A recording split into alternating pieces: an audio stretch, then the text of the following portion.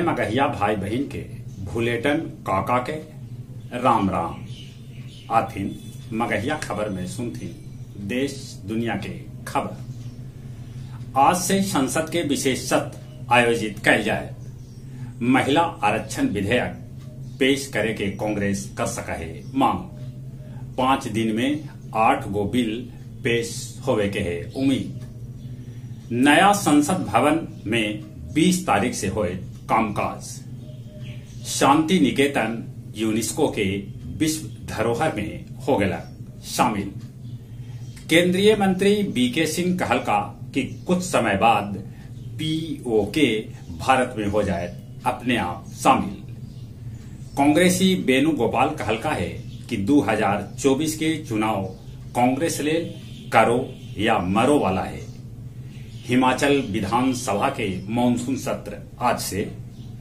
सांसद सतीश चंद्र दुबे के गाड़ी गाय घाट भी एगो कंटेनर से टकरा गए, जरा में कैकन आदमी हो गया घायल।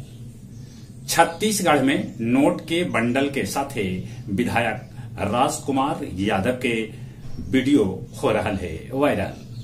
मध्य प्रदेश, राजस्थान, गुजरात में भारी बारिश से लोग परेशान। अनंतनाग में मुठभेड़ के आज 6ठा दिन। अबले एगो आतंकवादी मारल गए है। औरंगाबाद में ठनका गिरे से अलगे अलगे जगह पर 6 आदमी के है मौत के खबर। लीबिया में बचाव कार्य जारी है। हर जगह तबाही के मंजर है। रूसी हमला में यूक्रेन के कैकन गांव हो गया है तबाह। इटालियन कोस्ट बचौलन 271 आदमी के जान। इटली में एगो फाइटर प्लेन दुर्घटनाग्रस्त हो गई, जरा में एगो 8 साल के लड़का के हो गई मौत। साथे साथे पायलट समेत 4 आदमी हो गए घायल।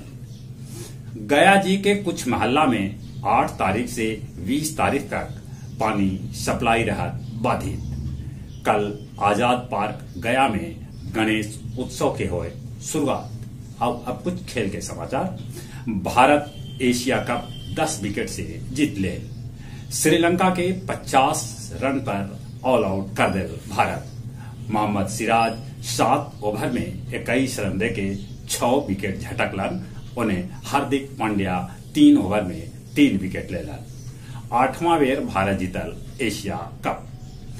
2000 के बदला ले लेलक भारत, जब शारजा में 54 रन पर श्रीलंका भारत के ऑल आउट कर देलक हल। एशिया कप जीते पर प्रधानमंत्री दिलन है भारतीय टीम के बधाई। चले एक बार फिर से अपने सभी के बुलेटिन काका के राम राम।